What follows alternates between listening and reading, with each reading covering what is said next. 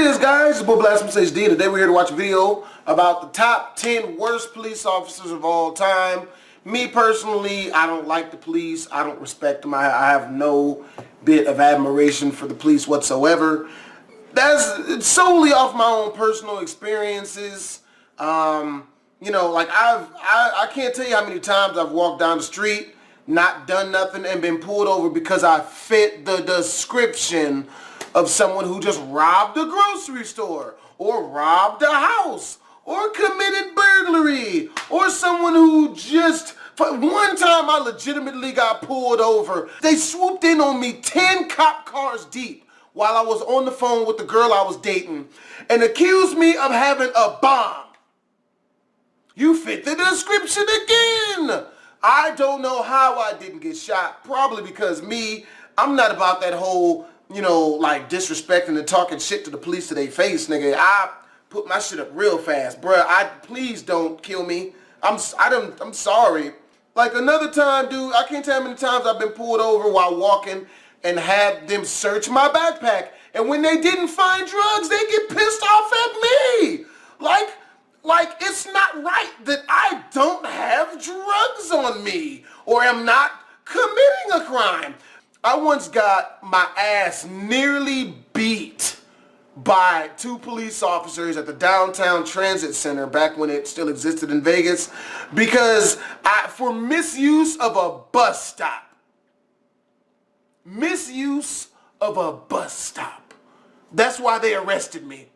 And then tried to beat my ass in front of a huge crowd of people. The only reason why they didn't beat and you know what, a lot of people don't know this, right? But when the police want to fuck you up and not get in trouble for it, and it's like unjustified, the reason why they're trying to fuck you up, they'll basically hold you and then start screaming out, "Stop resisting. Stop resisting." I swear, that's what he did. I'm in handcuffs. My hands are behind my back. And he's got my face up against a fucking brick wall and he's screaming out, "Stop resisting." And I'm like, "Sir, I'm not resisting. Sir, I'm not resisting." Because no, I don't like the police, but I'm not stupid enough to get beat the fuck up by, you know, like talking shit. If I was going to resist, wouldn't I do it before my hands were cuffed? You know what I mean? So the dude's like, "Yeah, stop resisting. Stop resisting." I'm like, "Sir, I'm not resisting. Sir, I'm not resisting." "Stop fucking resisting or we're gonna have to use force."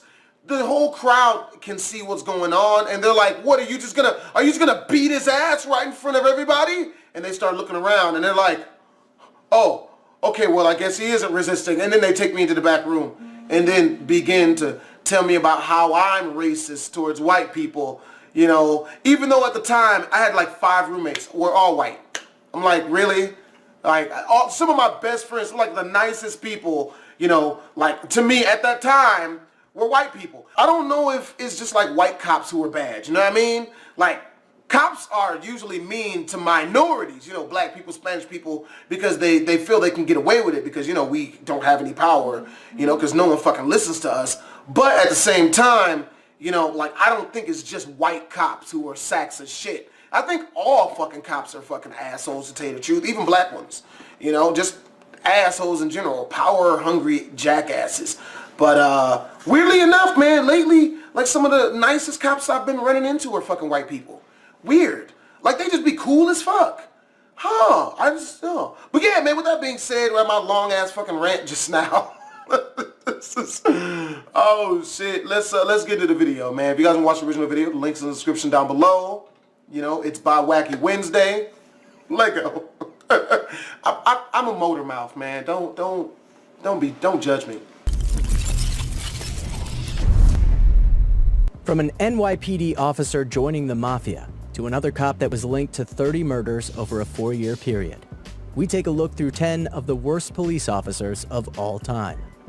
Number 10, Louis Eppolito.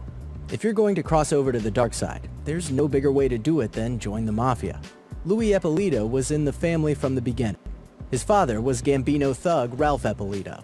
When he applied for a job with the NYPD in 1969, Eppolito denied being related to any members of organized crime groups, making it painfully obvious what his intentions were. After being promoted to detective, he and partner Stephen Caracappa worked for the Lucchese family, passing on confidential information about their rivals, and even executing Gambino captain Eddie Leno in 1990. After an FBI investigation, Ippolito was jailed for life, plus 100 years. Number 9. Damn! Joseph Midzianowski. Joseph Midzianowski was a Chicago police officer labeled as the most corrupt cop. He served as both police officer and drug kingpin, using his knowledge of the streets and gangs to shake down drug dealers. For most of his 22-year career, Midzianowski would run the Chicago Gangs unit, while running his own drug gang at the same time. He was convicted of 10 counts, including drug conspiracy and racketeering in 2001. For his crimes, Joseph Midzianowski was sentenced to life in prison without parole in 2003. He was able to get away with that shit for 22 years? The fuck? God damn! That seems realistic, to tell you the truth, man. Cops get away with Number murder 8. nowadays. Stephanie Lazarus. In December 1985, John Rutan broke off his relationship with police officer Stephanie Lazarus and married a critical care nurse named Sherry Rasmussen.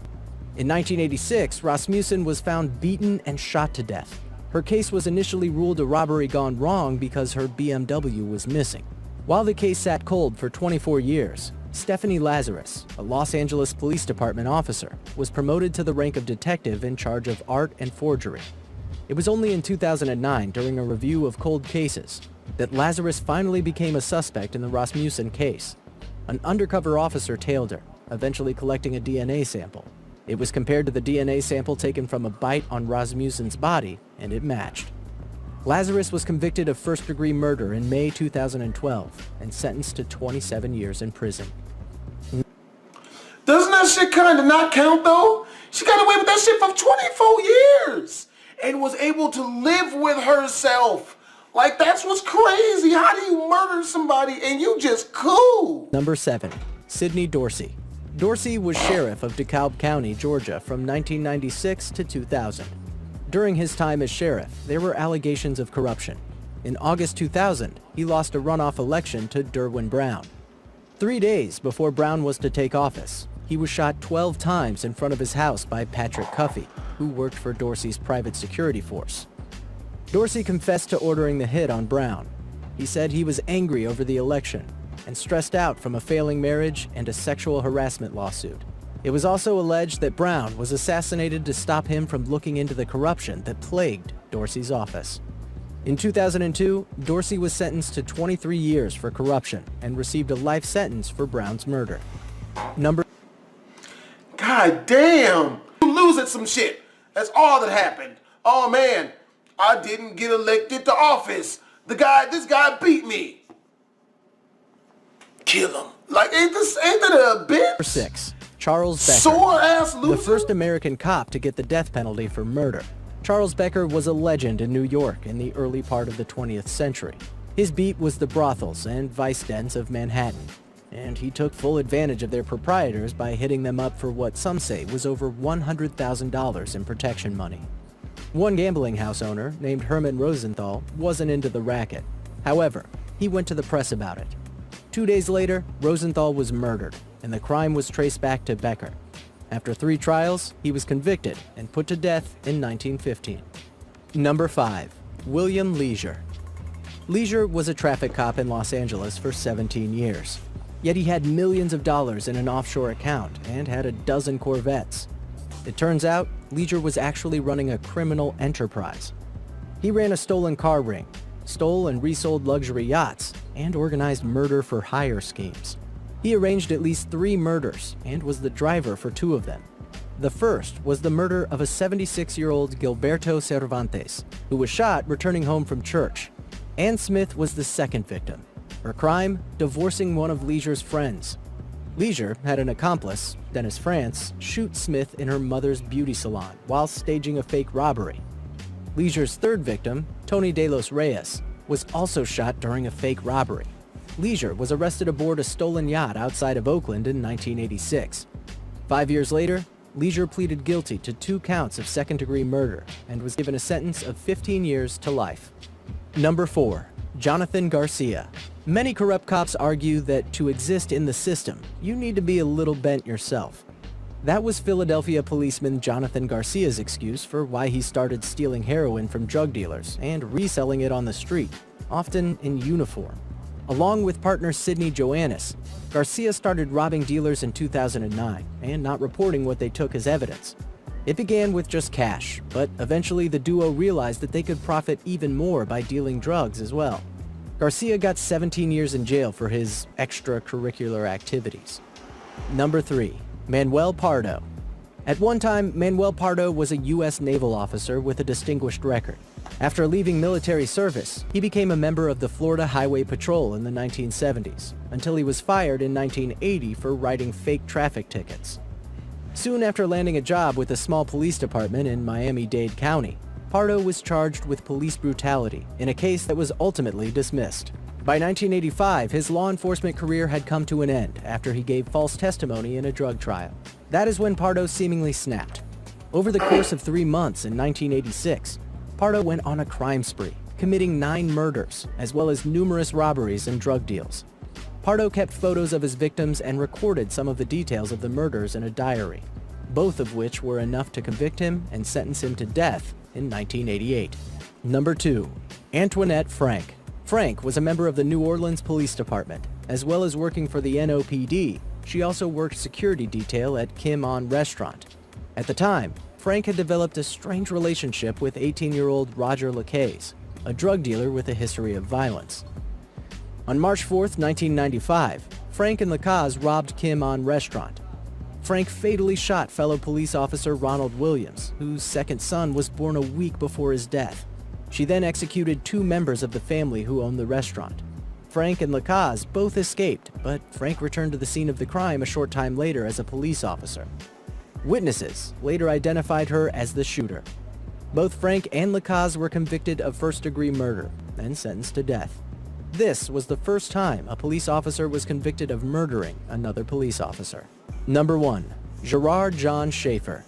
A Marin County, Florida sheriff's deputy moonlighting as a serial killer. Gerard John Schaefer initially satisfied his murderous impulses by killing animals. A failed teacher and having been granted no entry into priesthood, his third choice seemingly turned out in his favor, and he worked as a cop for a year between 1971 and 1972. Until he was fired for the false imprisonment of 2 young female hitchhikers. Schaefer later abducted 2 teenage girls and proceeded to torture and kill them. Soon after, their bodies were found. Schaefer, for some reason, was a primary suspect. Upon searching his home, their suspicions were proved correct, finding evidence linking him to 8 missing girls over a span of 4 years. While Schaefer was only tried in the murder of 2 girls whose bodies were found, he was ultimately linked to up to 30 murders. Convicted to 2 life sentences, Schaefer found himself the victim of his own favorite pastime when he was stabbed to death in prison in 1995. Got him! But yeah, man, I don't trust police officers, man. It's really funny too, because my friend Randy, a lot of you guys might know him, he might tell this story online, but he ran into this police officer one night while trying to go to the fucking 7-Eleven.